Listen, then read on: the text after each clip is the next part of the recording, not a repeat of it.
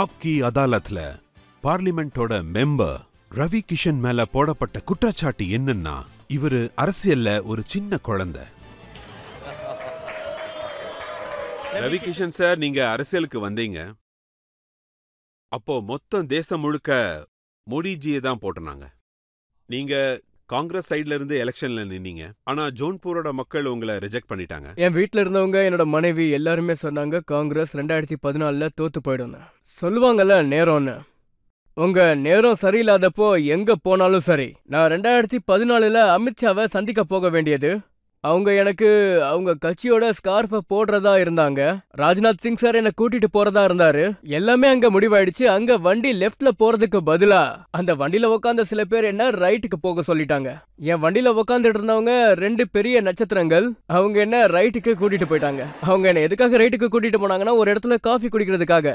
அங்க காஃபி குடிக்கிறதுக்காக தான். அந்த விஷயம் என்னன்னு நான் வெளிப்படையா சொல்றேன். அங்க காஃபி குடிக்கிறதுக்காக ஆக்சுவலி எல்லாரும் என்கிட்ட சொன்னாங்க. என் மனைவி என்கிட்ட சொன்னா, வேண்டான்னு சொல்லிடு, இந்த பார்ட்டி வேண்டான்னு என்கிட்ட சொன்னா. மொபைல் எல்லாத்தையும் வெளியே வச்சுட்டேன். நான் உள்ள உக்காந்துக்கிட்டு இருந்தேன். நான் அவர்கிட்ட பேசிட்டு இருந்தேன். உங்களுக்கு காஃபி கொடுத்தது யாரு? காங்கிரஸோட பெரிய தலைவர் அவரு. அத நான் சொல்றேன், ஏன்னா மக்களுக்கு தெரிஞ்சாகணும் இல்லையா? அது எதுக்காக மறைக்கணும்? பிரியங்கா காந்தி தானே உங்களுக்கு காஃபி கொடுத்தாங்க.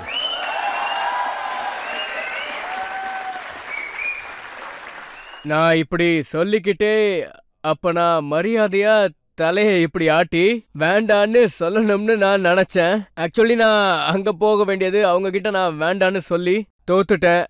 ஆக்சுவலி ஒரு மனுஷனும் வாழ்க்கையில தப்பு பண்ணுவாங்க. அதே மாதிரி நானும் தப்பு பண்ணேன். பார்த்த வரைக்கும் மனோஜ் திவாரி உங்களை விட புத்திசாலியா இருக்காரு. அவரு முதல் முறையிலேயே 2014 பிஜேபி கூட சேர்ந்துட்டாரு. மனோஜ் ரொம்ப ஸ்மார்ட். அவரு எப்பவுமே அப்படிதான். மனோஜ்க்கு பிரெயின் ரொம்பவே அதிகம். நான் உங்ககிட்ட ஏற்கனவே சொன்னேன்ல, உணர்ச்சி வசப்பட்டா நான் மாட்டிப்பேன்னு. என் வாழ்க்கையில இந்த மாதிரி நிறையவே நடந்திருக்குன்னு சொல்லணும். அதுதான் உண்மை. இந்த கட்சியில சேராம இருந்திருந்தா நீங்க ராகுல்ஜியோட சேர்ந்து யாத்திராக்கு போயிருப்பீங்க.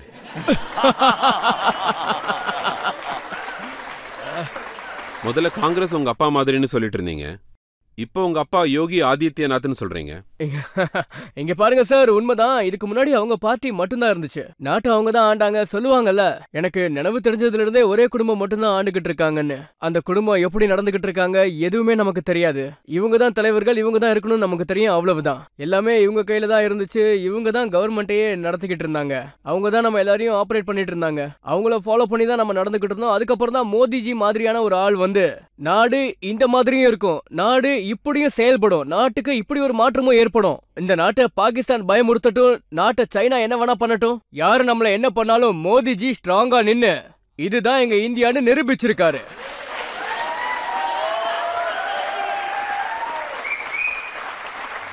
ஆனா சார், யோகிஜி உங்களை கோரக்பூர்ல வச்சு தேர்தல் நடத்தினாரு.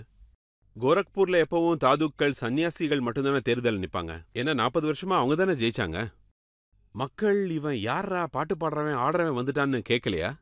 ஆமா ஆமா, நான் ஆரம்பத்துல கோரக்பூர் போகும்போது எல்லாரும் என்ன அப்படிதான் நினைச்சாங்க.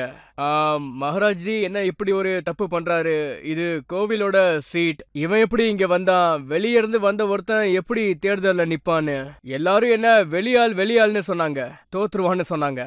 ஆனா நான் என்ன நினைச்சிட்டு இருந்தேன்னா, எல்லாரும் என்ன வெளியாள்னு சொல்றாங்களேன்னு நான் ரொம்ப கவலையா இருந்தேன். தேர்தலுக்காக ஓடுவேன், நாடு பூரா சுத்துவேன், ரொம்பவே கருப்பாயிடுவேன். வெயில் சுமார் 45 டிகிரி இருக்கும். என் கூட இருந்தவங்க எல்லாருமே லைஃப்ல நான் தோக்க தான் போறேன், ஏன் நிக்கிறேன்னு கேட்டாங்க.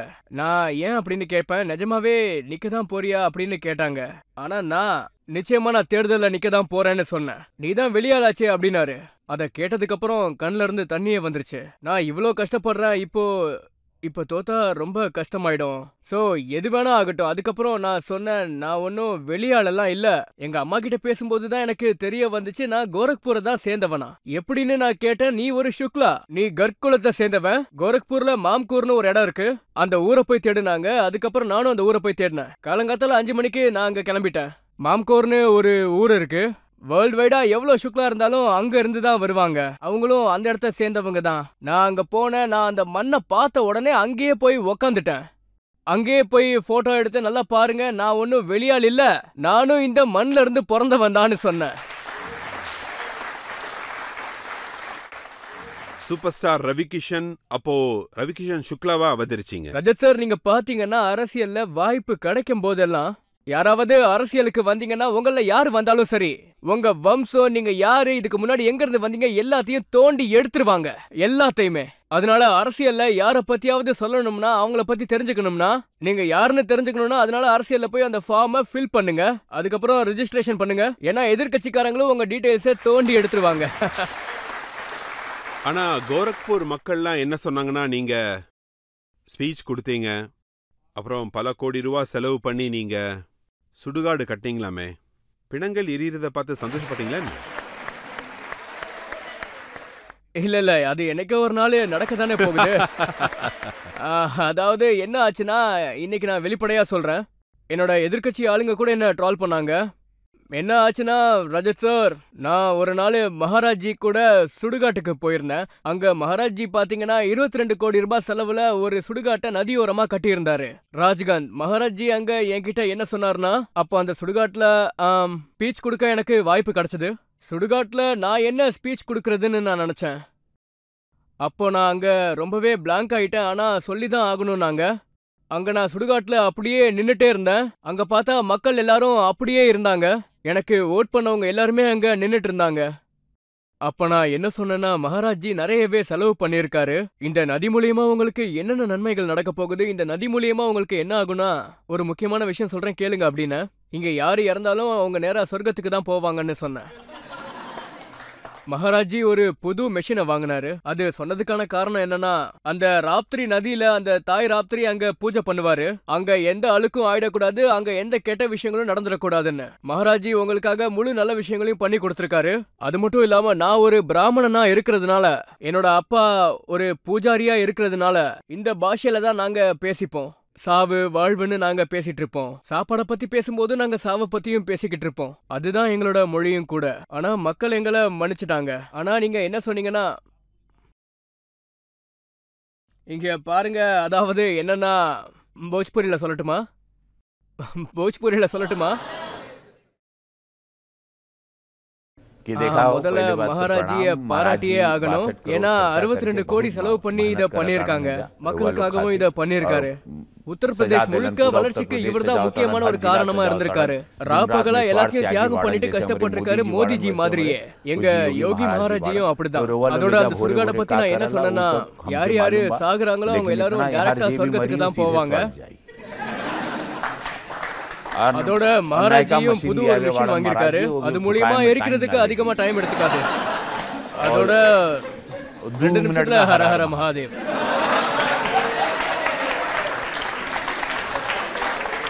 இம்பார்ட்டன்டான விஷயம் என்னன்னா, அந்த இடத்த அசிங்கப்படுத்துறவங்க கண்டிப்பா நரகத்துக்கு தான் போவாங்க. புனிதமா நினைக்கிறவங்க சொர்க்கத்துக்கு போவாங்க.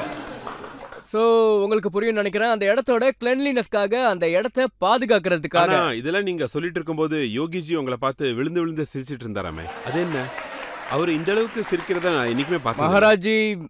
மகாராஜிய பத்தி சொல்லணும்னா, அவருக்கு போஜ்பூரி ரொம்பவே பிடிக்கும். இன்னொரு விஷயம், இந்த மாதிரி பேசுறது, அதாவது எனக்கு பொலிட்டிக்கலி பேச தெரியாது ரஜத் சார். அது நான் ஒரு ஆர்டிஸ்ட், நான் இப்படிதான் பேசுவேன். நான் உண்மையா இருக்கிற காரணத்தினாலதான் நாடே என் மேல அன்பை காட்டிக்கிட்டு இருக்காங்க. ஒருவேளை பொய்யா இருந்தாலும் நாட்டு மக்கள் கண்டிப்பா என் மேல அன்பை காட்டவே மாட்டாங்க. ஆனா உங்களை எப்ப பார்க்கும் போதும் நீங்க யோகிஜி காதுல ஏதோ ஒன்னு சொல்லிட்டே இருக்கீங்களே, நீங்க அப்படி அவர்கிட்ட என்ன சொல்லுவீங்க? எப்படி இருக்கீங்க சார், எல்லாம் எப்படி நடந்துட்டு இருக்குன்னு போஜ்பூரியில பேசுவோம். நான் இத முதல் முறையா சொல்றேன்.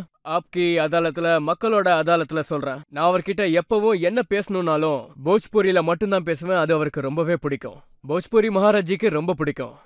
அவர்கிட்ட அவர் புல்டோசர் உங்களுக்கு ரொம்ப பிடிக்கும்னு சொல்லுவீங்களா?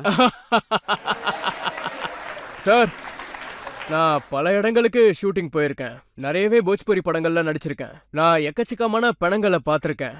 நான் ஜெயில்ல நிறைய பேர் சாகுறத பார்த்திருக்கேன். கொலை பண்றதையும் நான் பார்த்திருக்கேன். கன்ஷாட்டையும் நான் பார்த்திருக்கேன். நான் ஒரு காலத்துல மக்களோட நிறைய வன்முறைகளை பார்த்திருக்கேன். அது மட்டும் இல்லாம நிறைய கொலைகளையும் பார்த்திருக்கேன். நான் 2017க்கு அப்புறம், மகாராஜி வந்ததுக்கு அப்புறம், அவரு சட்டத்தையும் அங்கிருந்த எல்லா சிச்சுவேஷனையும் அவரு கைக்குள்ள கொண்டு வந்தாரு. எல்லாத்தையும் சரியா பண்ணாரு. நீங்க இதுக்கு முன்னாடி பாத்தீங்கன்னா அந்த இடத்துல நிறைய மாஃபியாவை சேர்ந்த ஆட்கள் இருந்தாங்க யூபில.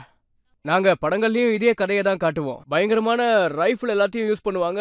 இப்ப பாத்தீங்கன்னா யாருக்குமே அந்த தைரியம்லாம் இல்ல. புல்டோசர் எதுக்காகனா, எங்க சமூகத்துல இருக்கிற பெண்களை பயமுறுத்துனீங்கன்னா, லஞ்சம் வாங்குனீங்கன்னா, கொலை பண்ணீங்கன்னா, பசங்களை மிரட்டினீங்கன்னா, மக்களோட மனசுல நீங்க பயத்தை உண்டாக்குனீங்கன்னா உங்க மேல நிச்சயமா புல்டோசர் ஏத்தப்படும். கண்டிப்பா உங்களை மண்ணோட மண்ணாக்குவோம். மகாராஜ்ஜி என்ன சொல்றாரோ நிச்சயமா அதை செஞ்சே தீருவாரு. ஒரு விஷயத்த மண்ணாக்குவேன்னு சொன்னாருன்னா நிச்சயமா அதை மண்ணாக்கியே தீருவாரு. அதனாலதான் நீங்க ஒரு டயலாக் சொல்லியிருப்பீங்க, எரிஞ்சாதான் நெருப்புன்னு சொல்லுவீங்க. அதனாலதான் நான் சொல்லியிருப்பேன், யாரு எரிய जली को आग कहते हैं, जली को आग कहते हैं, बुझी को राख कहते हैं, और ये राख से बनल बारूद को योगी आदि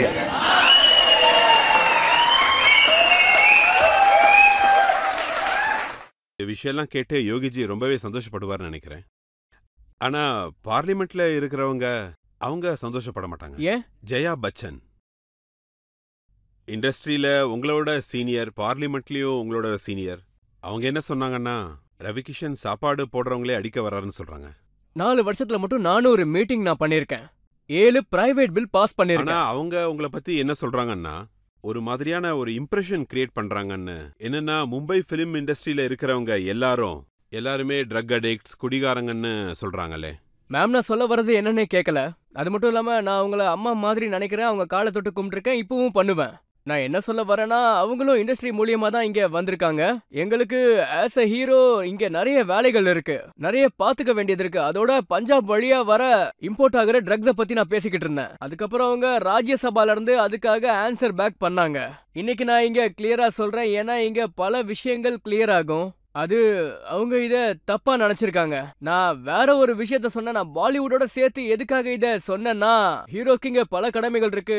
அதோட ரஜத் சார், நான் எதுக்காக இத சொன்னேன்னா, உங்க முன்னாடி சொல்றேன், ஆப்கி அதாலத்துல சொல்றேன், உங்க முன்னாடி, தேசத்துக்கு முன்னாடி சொல்றேன். ஒருவேளை எனக்கு போடுற சாப்பாட்டுல ட்ரக்ஸ் இருந்தா, எனக்கு கொடுக்குற சாப்பாட்டுல தப்பான விஷயங்கள் இருந்துச்சுன்னா, நிச்சயமா சாப்பாடு போடுறவங்களையும் எதிர்த்து நிப்பேன். நீங்க ஒரு பில் கொண்டு வந்திருக்கீங்க, அதுவும் மக்கள் தொகை கட்டுப்பாட்டுக்காக, பாப்புலேஷன் கட்டுப்பாட்டுக்காக. உங்களுக்கு எவ்வளவு பசங்க இருக்காங்கறத நீங்க மறந்துட்டீங்களா? எனக்கு 4 பசங்க இருக்காங்க. நீங்க பண்ணிட்டீங்க, ஆனா மத்தவங்களை கண்ட்ரோல் பண்றீங்க.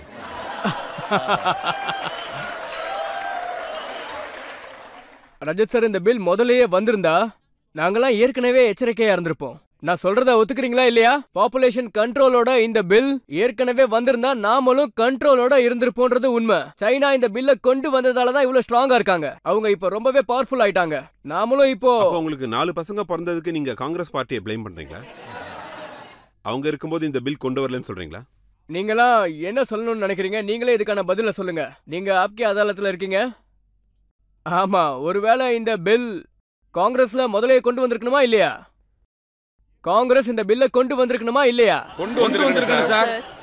முதல்ல இந்த பில்லு மட்டும் வந்திருந்தா உங்களுக்கு 4 பசங்க பிறந்திருக்க மாட்டாங்க. எனக்கு 2 குழந்தை பிறந்திருக்கும், உங்களுக்கு எத்தனை குழந்தை பிறந்திருக்கும்?